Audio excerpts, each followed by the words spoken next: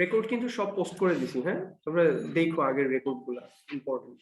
ও class miss করছে, recording recording কালকে সবগুলাই পোস্ট করে দিছি যা ছিল, দেখে পেলো প্লেলিস্ট থেকে। আচ্ছা, give the reason why water is added in step 4। Step 4 এ আমরা কেন ওয়াটার অ্যাড করছি বলো? স্টেপ 4 এ কি কাজ? Allow the mixture to cool and then add 5 cm cube of water.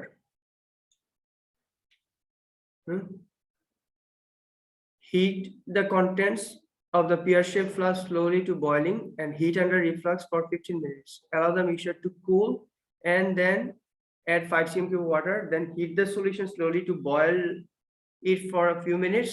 Allow the solution to cool slowly at room temperature. Collect the crystals of 2 ethanol acid under suction filtration. তাহলে প্রথমে যেটা আমরা করি এটা কি হট ফিল্ট্রেশন না, হ্যাঁ, to remove the soluble impurities, এই টাইপের কিছু হওয়া দরকার। হট ফিল্ট্রেশন খেয়াল আছে? হট ফিল্ট্রেশন দেখি আমরা কি বলে,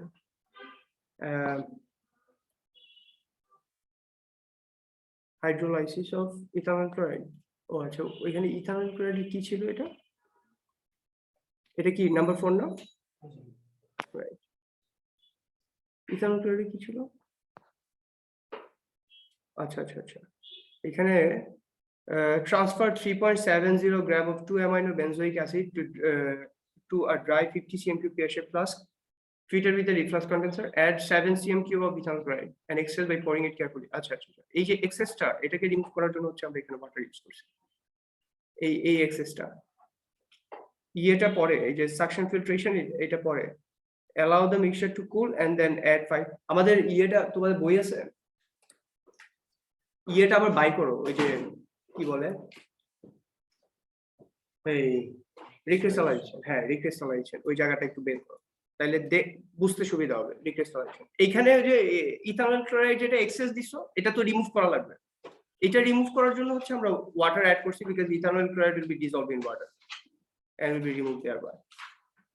To remove or react with ethanol chloride, hydrolysis of ethanol chloride, মানে ethanol chloride কে আমি রিমুভ করতে চাইতেছি, that is the thing. ethanol chloride water দিয়ে রিমুভ হয়ে যায়। ethanol chloride, হ্যাঁ ওই যে ক্লোরাইড আছে তো, এটা ইয়ে হাইড্রোলাইসিস হয়ে যায়। এই যে তোমার যেটা হবে CH3COOCl না প্লাস ওয়াটার, কি হয় বলো তো হাইড্রোলাইসিস করলে? খেয়াল আছে? এই যে এই বন্ড ভাঙে এখানে CH3COOH and HCl, মানে ethanoic acid plus water form করবে,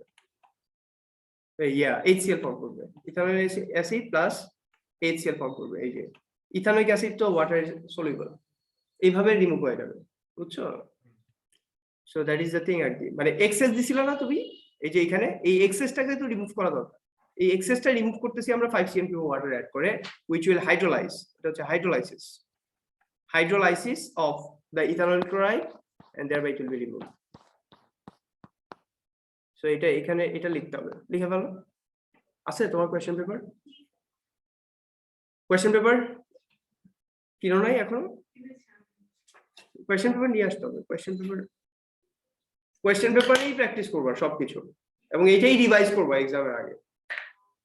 ইউনিট 6 ইউনিট 4 এক্সামের আগে 3টা 4টা 5টা যাই কোশ্চেন পেপার করবা সবগুলো রিভাইজ করে দেবা, যে আমি সবগুলো বুঝি, ওইটাই আবার রিভাইজ করবো যেটা করছো। এটাই কিন্তু কাজ, এক্সামের আগে কিন্তু বই পড়ার টাইম নেই, কোশ্চেন পেপার রিভাইজ করে দেবা, তাইলেই কাজ হবে।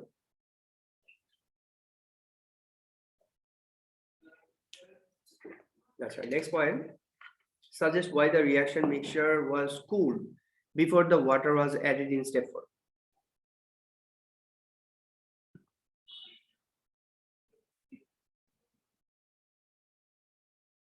Allow the mixture to cool. Later, heat the contents of pear-shaped flask slowly to boiling and heat under reflux for 15 minutes. Allow the mixture to cool.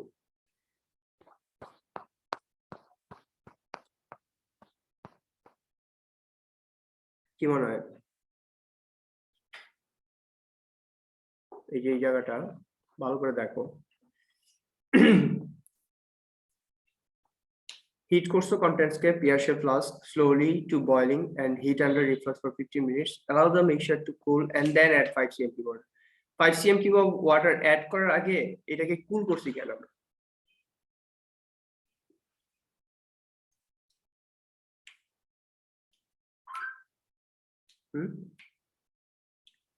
Anyone? Maruf? Any idea?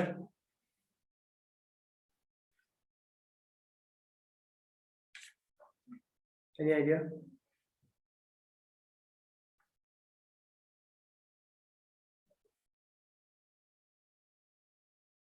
Any idea? Anyone? Cool করে এরপর ওয়াটারকে add করা লাগবে। Heat the contents of pear shaped flask slowly to boiling. এই যে boiling water যদি দেই যেটা হইতে পারে এটা হচ্ছে যে ফ্লাস্ক ইয়ে তো the contents of the ইয়ে তো সব বয়লিং না, হ্যাঁ? সো এটা যেটা হইতে পারে যে তুমি একটা গরম খুব গরম একটা জিনিসের মধ্যে হঠাৎ যদি ওয়াটার দিয়ে দাও তাহলে কি হয়? এই hydrolysis reaction could be very vigorous. That can be one understanding, right? দেখো একটা জিনিস খুব গরম একটা জিনিস, এটার মধ্যে হঠাৎ করে তুমি ওয়াটার ঢেলে দিচ্ছ, তাহলে যেটা হইতে পারে the reaction will be too vigorous, তাই না? এরকম কিছু একটা হইতে পারে। এই যে দেখছো এক্সপ্লোসিভ না, the reaction previous reaction মানে the hydrolysis reaction is giving out heat, it's very vigorous violent reaction. So তুমি যদি ওয়াটার দাও তাহলে একটু মানে হিট মানে এমনিতেই হাইড্রোলাইসিস রিঅ্যাকশনটা it's vigorous reaction, exothermic reaction. এর মধ্যে হিটেড ফ্লাস্কের মধ্যে যদি দাও তাহলে তো it will be more vigorous and it will be dangerous, তাই না? So that is the thing. তো একটু মানে এইটা আসলে কোথাও ধরো বইয়ে কোথাও লেখা নাই, বাট তুমি যেটা জানো এটা হচ্ছে হাইড্রোলাইসিস রিঅ্যাকশন মানে ইথানল ক্লোরাইডের সাথে যে কোনো রিঅ্যাকশন কিন্তু is very vigorous, very rapid. কিন্তু আনলাইক কার্বক্সিলিক অ্যাসিড, যেমন ধরো কার্বক্সিলিক অ্যাসিডে যদি অ্যালকোহল দেই তাহলে এস্টার ফর্ম হয়, right? Esterification reaction, carboxylic acid plus alcohol ester. But carboxylic অ্যাসিডের জায়গায় যদি তুমি ইথানল ক্লোরাইডে অ্যালকোহল দাও তাহলে রিঅ্যাকশন কিন্তু আর রিভার্সিবল হয় না, ইটস ভেরি ফাস্ট রিঅ্যাকশন। তাহলে ইথানল ক্লোরাইডের সাথে যে কোনো রিঅ্যাকশন ইজ ভেরি ফাস্ট। তো এখানে ওয়াটার দিয়ে আমরা যে হাইড্রোলাইজ করতেছি এটাও very fast reaction and it is an exothermic reaction. So the reaction is strongly exothermic or very exothermic, so we need to cool it then add water. Okay, so এই হচ্ছে তোমার discussion. Suggest two advantages of using suction filtration in step 7 compared to normal filtration. Suction filtration এর দুটো advantage পারো recrystallisation এটার মধ্যে কিন্তু বলা আছে, দেখো তো বই নাই কারণ বইটা কি আর করব, নিচেরা বের করো। সাকশন ফিল্ট্রেশনের দুটো অ্যাডভান্টেজ লেখা আছে,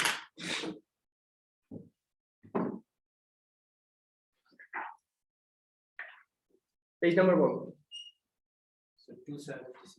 276 soluble impurities remove করা যায়। Suction filtration soluble impurity insoluble impurity দুইটাই তো রিমুভ করা যায়। অ্যাডভান্টেজ কি? It is a rapid filtration process, right? And product যেটা তুমি প্রোডাক্ট মানে ফিল্টার করার পর যেটা রেসিডিউ থাকবে, যেটা তোমার আসলে product target product, it will B dry. আলাদা করে এটা ড্রাই করা দরকার নেই, বিকজ এটা সাকশন ফিল্ট্রেশন তো একদম এটাকে ড্রাই করে ফেলে। কি রাইট? সো এই যে সাকশন ফিল্ট্রেশন করি কি দিয়ে? বাকনার ফানেল অথবা হিচ ফানেল দিয়ে, তাই না? রাইট। সো দেখি ওরা কি কি অ্যাডভান্টেজ দিছে। এই দেখো, filtration is faster or quicker, হ্যাঁ? ড্রাইজ দ্য সলিড, দেখছো? Dries the precipitate, dries the crystal, remove the maximum amount of solution. So এগুলা ইগনোর যেগুলো এগুলো কিন্তু দিতে পারবো না। সো দুইটা জিনিস, it's a quick process because it is suction filtration. মানে তুমি নরমাল ফিল্ট্রেশনে কি হয়, তুমি ওই যে এইটুক সলিউশন ফিল্টার করবা, তুমি ওই যে ফানেলের মধ্যে ঢালবা বসে থাকবা, সহজে যাইতেছে না নিচে, তাই না? সাকশন ফিল্ট্রেশনে তুমি কি করতেছো, এই যে কনিক্যাল ফ্লাস্কটা আছে না, সাকশন ফিল্ট্রেশন কিন্তু ওই যে ওই বাকনার ফানেল যেটা, এটা কিন্তু সিরামিকের মতো, সিরামিক টাইপের, হ্যাঁ? ওইটার মধ্যে ওই যে পোর্ট থাকে অনেক, ওইটার মধ্যে একটা ফিল্টার পেপার দিয়ে দিই আমরা, রাইট? আর এখানে একটা রাইট হ্যান্ড, এই কনিক্যাল ফ্লাস্কে একটা রাইট হ্যান্ড থাকে, ওইটার মধ্যে হচ্ছে এয়ার পাম্প বসা, নেগেটিভ প্রেসার দিতেছি। তাহলে প্রেসার দিয়ে আমি যখন টান দিছি পুরাটা সলিউশন একসাথে ফিল্টার হয়ে গেছে। So it's very rapid process, number 1।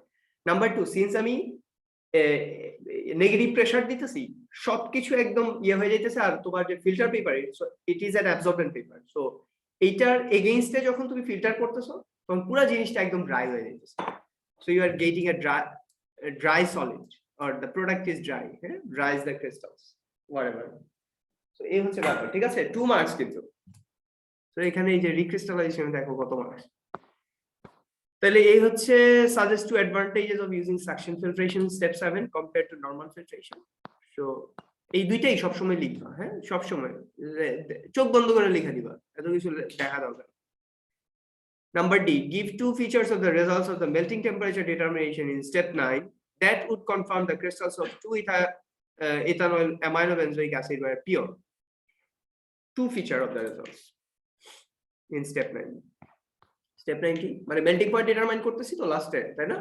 কিভাবে determine the melting temperature of the pure dry crystals of 2-ethanol aminobenzoic acid? তুমি কিভাবে বুঝবা যে তুমি যে প্রোডাক্টটা পাইছো এটা পিওর? মেল্টিং পয়েন্ট ডিটারমিনেশন করে এটা ইংলিশে কিভাবে বলবো জানি না, ওইটা মনে আছে, ওইটা বুঝছে। ওকে, ভেরি গুড, এইটুকু মনে থাকলেও খারাপ না। কি কি লিখবেন, কি লিখবেন বলেন বলেন সবাই। এটা তো এটা কিন্তু একটা ও লেভেলস এর ডিসকাশন, এটা কিন্তু এ লেভেলস এর ডিসকাশন না, ইভেন এএস এর ডিসকাশন না, ও লেভেলস এর ডিসকাশন। যে একটা কম্পাউন্ড পিওর কিনা এটা আমি কিভাবে বুঝবো মেল্টিং পয়েন্ট ডিটারমাইন করে? বয়লিং পয়েন্ট আমরা করতেছি না, মেল্টিং পয়েন্ট করতেছি। তাহলে it will have a sharp boiling melting point, right? আর কি 2 মার্ক দিতে গেছে,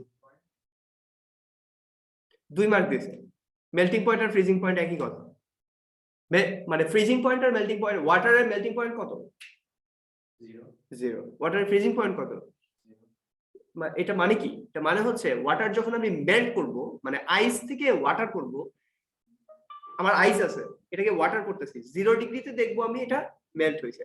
আবার ওয়াটার আছে, এটাকে ধরো 10 ডিগ্রিতে ওয়াটার আছে, এটাকে যখন টেম্পারেচার ডিক্লাইন করতেছি এক্স্যাক্টলি 0 ডিগ্রিতে দেখবো এটা আবার সলিড হয়ে গেছে, মানে আইস হয়ে গেছে। So melting point and freezing point, বোঝা যায় কথা? আচ্ছা, এখন 2 মার্কের সেকেন্ড মার্ক কি পাবা? বুঝলাম যে the product will have, the crystal will have a sharp melting point. It will not melt in ranges or in range of temperature. যদি এটা ইমপিওর হইতো তাহলে তো এটা রেঞ্জ অফ টেম্পারেচারে মেল্ট হইতো, রাইট? একসাথে মেল্ট হয়ে যেত না পুরোটা, রেঞ্জ অফ টেম্পারেচার মেল্ট হইতো নরমালি +-2 ডিগ্রি। ধরো 150 ডিগ্রি একটা মেল্টিং পয়েন্ট আছে, তাহলে 149 ডিগ্রি বা 48 ডিগ্রি থেকে মেল্ট করা শুরু করবে, দেখবা 151 152 পর্যন্ত ওটা মেল্ট হইতেছে। কিন্তু যদি এটা পিওর সাবস্টেন্স হয় এক্সাক্ট শার্প পয়েন্টে পুরো জিনিসটা লিকুইড হয়ে যাবে। আমরা তো স্যাম্পলটাও কম নেই, বাট এমনিতেও ফুল স্যাম্পল মেল্ট হয়ে যাবে। আমরা ওই যে বলছি না, থার্মোমিটারের সাথে একটা ছোট্ট চিকন ক্যাপিলারি টিউবের মধ্যে সল্টটাকে নিয়ে হচ্ছে রাবার ব্যান্ড দিয়ে বাইধা ইয়েতে দিই, এরপর আস্তে আস্তে টেম্পারেচার বাড়াই। যখন দেখি ধরো একটা জিনিসের টেম্পারেচার মেল্টিং পয়েন্ট হচ্ছে 150 ডিগ্রি, এক্স্যাক্টলি 150 তে দেখবা এতক্ষণ ধরে হিট দিতেছো, কোনো কাজ হইতেছে না, জাস্ট 150 ডিগ্রিতে পুরো জিনিসটা মেল্ট হয়ে গেছে। আবার বয়লিং পয়েন্ট ধরো 250 ডিগ্রি, এক্স্যাক্টলি 250 ডিগ্রিতে দেখবা পুরোটা ভ্যানিশ হয়ে গেছে, নাই। ওইটাই ডিটারমাইন করবা থার্মোমিটার থেকে, যে লেখা আছে কিন্তু সবকিছু, তাই না? এর সেকেন্ড পয়েন্ট কি? ফার্স্ট হচ্ছে it will have a sharp melting point and will compare with the data booklet. তোমার কনফার্ম করার জন্য যে এই মেল্টিং পয়েন্টটা হচ্ছে 2-ইথানল অ্যামাইনোবেনজোইক অ্যাসিডের মেল্টিং পয়েন্ট। আদারওয়াইজ তুমি ডাটা বুকলেটের সাথে কম্পেয়ার না করলে তুমি বুঝবা কেমনে যে এটা 2-অ্যামাইনোবেনজোইক অ্যাসিডের ইয়ের সাথে মিলতেছে, তাই না? আমার তো ডাটা বুকলেটের সাথে কম্পেয়ার করে দেখা লাগবে, ডাটা বুকলেটে এটার মেল্টিং পয়েন্ট দেয়া আছে। সো আমার একটা হচ্ছে নাম্বার 1, আমি দেখলাম এটা শার্প মেল্টিং পয়েন্ট, তার মানে এটা একটা পিওর সাবস্টেন্স। এখন এটা কি 2-ইথানল অ্যামাইনোবেনজোইক অ্যাসিড কিনা? ডাটা বুকলেটে 2-ইথাইল অ্যামাইনোবেনজোইক অ্যাসিডের মেল্টিং পয়েন্ট দেয়া আছে। পৃথিবীর যত সাবস্টেন্স নিয়ে এই পর্যন্ত কাজ হয়েছে ওয়ার্ল্ডে সবগুলা মেল্টিং পয়েন্ট দেয়া আছে। ওইখান থেকে আমি এটার মেল্টিং পয়েন্ট যেটা আছে ওইটা হইতাছে কিনা ওটা দেখবো। শেষ। Sharp melting temperature value consistent with the literature value এই দেখো শার্প মেল্টিং টেম্পারেচার, এটা লিখলাম। Melts over 1 to 2 degree range, এগুলো দেওয়া দরকার নাই, এটা সামটাইমস অর্গানিক কম্পাউন্ডে এরকম হয় আর কি, মানে ডিপেন্ডিং অন দা ইয়ে সলভেন্ট, যদি কিছু থাইকা যায় তাহলে এটা সামটাইমস হয়, মানে একটু সলভেন্ট রয়ে গেছে বা কোনো স্মল অ্যামাউন্ট অফ, হ্যাঁ হ্যাঁ। আর এই দেখো value consistent with the literature value, internet value, data booklet. Literature value মানেই ডাটা বুকলেট, ইন্টারনেট ভ্যালু মানেই ডাটা বুকলেট। ইন্টারনেট ভ্যালু মানে কি? ইন্টারনেটে ডাটা বুকলেট আছে, ইন্টারনেট ভ্যালু, বাট তুমি ডাটা বুকলেট লিখবা। লিটারেচার ভ্যালু মানেই ডাটা বুকলেট, একই কথা।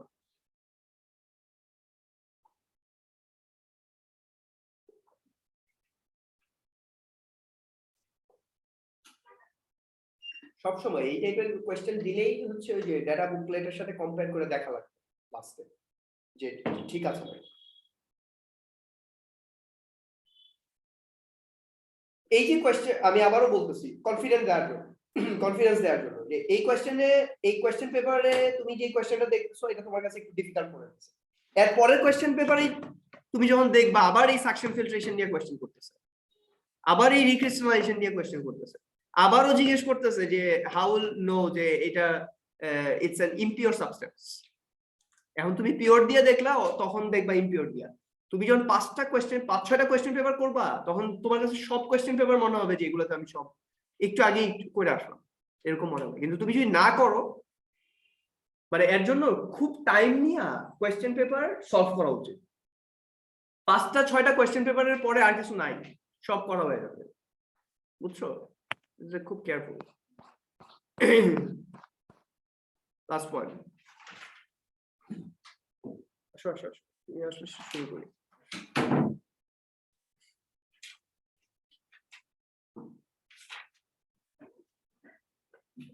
In the balanced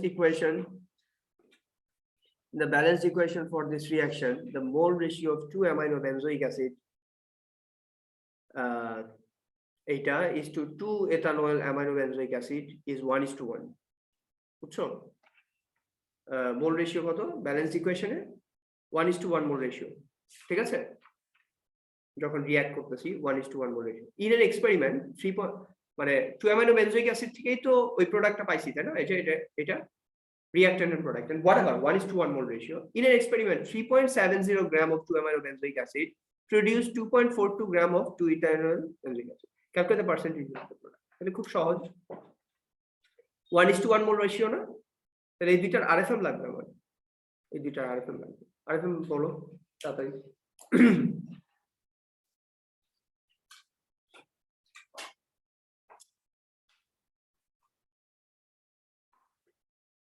C7H7NO2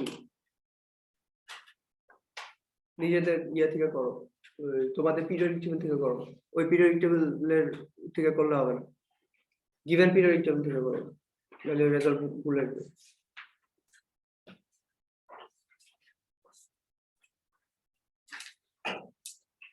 আর কেউ ডাটা বুকলেট প্রিন্ট দিতে চলো, ডাটা বুকলেট তো থাকা লাগবে হাতে, তাহলে সমস্যা।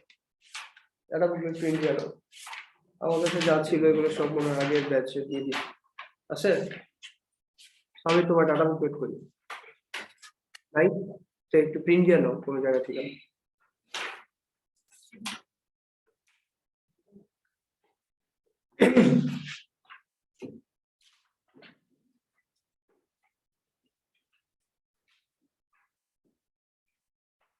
First 137 মাত্র হওয়ার কথা না, মানে আরো বেশি হওয়ার কথা। এগ্রিড নাকি? 137, আর এটা C9H9NO3 so 179. 179 agreed.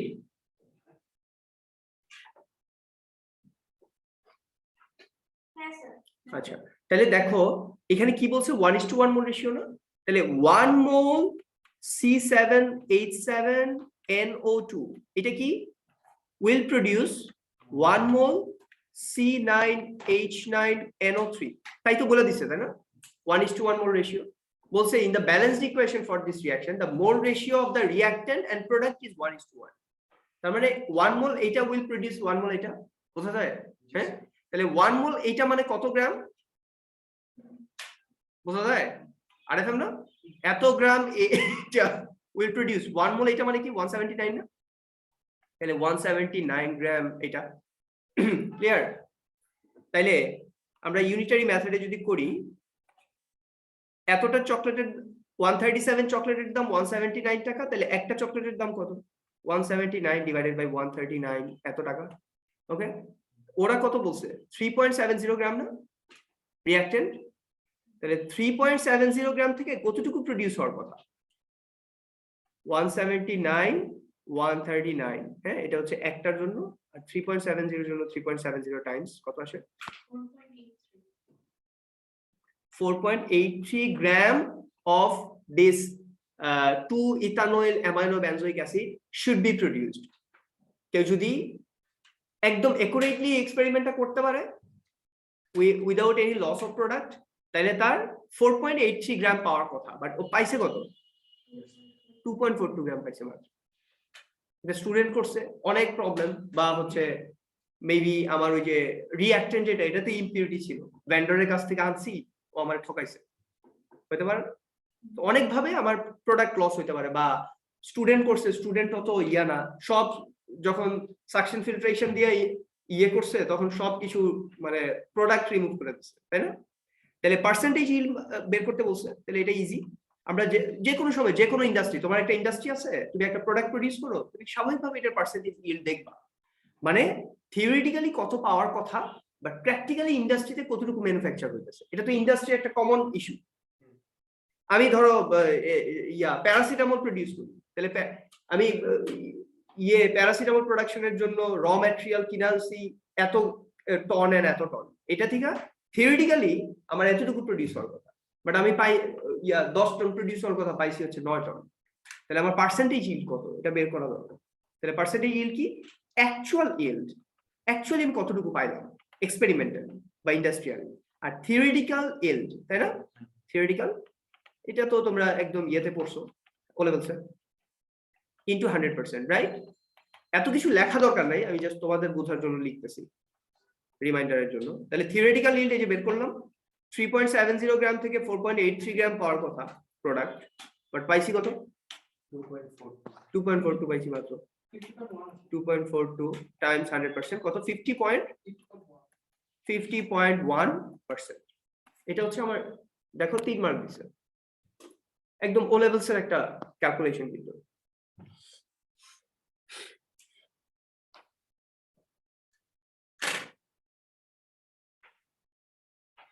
যায় বুঝছো যায় দেখো কোয়েশ্চন অ্যানসার ঠিক আছে নাকি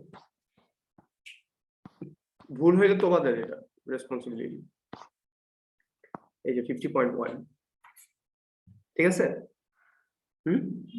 ওকে রাইট তাহলে ফ্লোটা বুঝছো এটা বলা আছে রিঅ্যাকট্যান্ট এন্ড প্রোডাক্টের রেশিও হচ্ছে 1:1 মোল কিন্তু ওরা তো ম্যাচ দিছে মোল দেয় আমরা বলছি মোলটা কেমন মোল জিনিসটা কেমন সেন্টার অফ দ্য সিটিতে আসা হবে ক্যাপিটাল অফ দ্য সিটি তুমি মোল থেকে ম্যাসে যাইতে পারবা মোল থেকে ভলিউমে যাইতে পারবা মোল থেকে নাম্বার অফ মলিকিউলসে যাইতে পারবা অ্যাভোগাড্রো কনস্ট্যান্ট দিয়ে মাল্টিপ্লাই করে হ্যাঁ মোল থেকে তুমি সব জায়গায় যাইতে পারবা সো এটা হচ্ছে ক্যাপিটাল সিটির মতো তুমি ক্যাপিটাল সিটিতে আইসা বাংলাদেশের যে কোনো জায়গায় যাইতে পারবা তো তোমাকে যাই দেখ তুমি এটাকে মোলে কনভার্ট করার চেষ্টা করো সো আমরা এই যে 1:1 মোল রেশিও আছে so mole 1 mole is producing 1 তার মানে 137 গ্রাম ইজ প্রোডিউসিং 179 গ্রাম তার মানে 3.70 গ্রাম ইজ প্রোডিউসিং দিস তাহলে এটা হচ্ছে আমার থিওরিটিক্যাল ইল্ড এতটুকু 3.70 gram is supposed to produce 4.83 gram of the product but আমি অরিজিনালি ওরা বলতেছে 2.42 গ্রাম পাইছে তাহলে কতটুকু ইল্ড আছে actual yield divided by theoretical yield into 100% clear এই যে এন্ড অফ দ্য পেপার তাহলে এই পেপারে তুমি যদি এই যে যেটা বললাম 6টা পেপার যদি প্র্যাকটিস করো একটা পেপার শেষ আমাদের আমরা আরেকটা পেপার এখানে করব মক দিবা 2টা তাহলে আরো 2টা পেপার 4টা পেপার হলো না আর নিজেরা বাসায় 2-3টা পেপার প্র্যাকটিস করো এরপর দেখবা হচ্ছে ইউনিট 6 এ যে 50 আউট অফ 50 পাই গেছে বুঝা যায় অনেক স্টুডেন্ট পায় কিন্তু 50 আউট অফ 50 মানে ওয়ার্ল্ড হাইয়েস্ট তাই না মানে র মার্কস 60 চলে আসে। ইভেন 50 আউট অফ 50 পাওয়া লাগবে না তোমার 60 আউট অফ 60 র মার্কস পাই, একটু কম পাইলেও তুমি দেখবা 60 আউট অফ 60 চলে আসছে। এক এক ইয়ার এক এক রকম থাকে। যেমন ধরো 90, হ্যাঁ যেমন ধরো ইয়েতে তোমার 90 ইউনিট 4 ইউনিট 5 এ 95, তো 90 তে তুমি যদি মোটামুটি 85 84 পাওয়া যাও তাহলে 120 আউট অফ 120 চলে আসে রং ইয়ে ইউএমএস এ গিয়ে, বুঝছো? তাহলে এই যে 300 আউট অফ 300 পায়, কি একটাও ভুল হয় নাই? ভুল হয়েছে তো,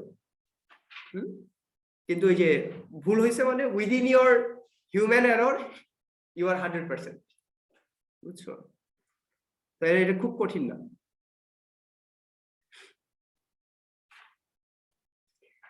ইয়েতে সবচেয়ে বেশি ফুল মার্কস পাইছে আমি দেখলাম আমার স্টুডেন্টরা লাস্ট ধরো 10-12 বছরে এই ইউনিট 6 এ সবচেয়ে বেশি ফুল মার্কস পাইছে। মানে ফুল মার্কস যতগুলো পাইছে ইউনিট 4 ইউনিট 5 এও পাইছে, বাট ইউনিট 6 এ সবচেয়ে বেশি ফুল মার্কস পায়। 58 59 তো খুব কম ইউএলএস। আচ্ছা তাহলে আমরা নেক্সটটাতে যাই। মারুফ আরেকবার আসা লাগবে না, দাঁড়াও ওয়েট, তুমি একা আছো তো, ওরা আমাকে ফুল ইয়ে দিবে। ওকে আমরা তাহলে এটা স্টার্ট করি। সবাই কোয়েশ্চেন পেপার ইয়ে করবা, এই কোয়েশ্চেন যদি না থাকে কিনে নিবা, কারণ এটা ইয়ে তোমার প্রিন্ট দিয়ে নিবা, কারণ এটা তোমার ইয়ে রিভাইজ করা লাগবে এক্সামের আগে। এগুলোই রিভাইজ করে তুমি এক্সাম দিতে যাওয়া। মেক শিওর যে তুমি এই 6টা 7টা কোয়েশ্চেন পেপার এক্সামের আগে যতগুলো কোয়েশ্চেন পেপার করছো, এগুলাতে তুমি যা করছো তুমি সবগুলোর তোমার 100% আন্ডারস্ট্যান্ডিং আছে, তুমি এটা বুঝো এবং এটাই তুমি রিভাইজ করো। এই 6টা 7টার বাইরে কোনো কোয়েশ্চেন তোমার এক্সাম হলে আসবে। That is the easiest way to understand. আচ্ছা তাহলে আমরা আচ্ছা এটা মারুফ তুমি আরেকবার আসো, আমি আরেকটা রেকর্ডিং দিই।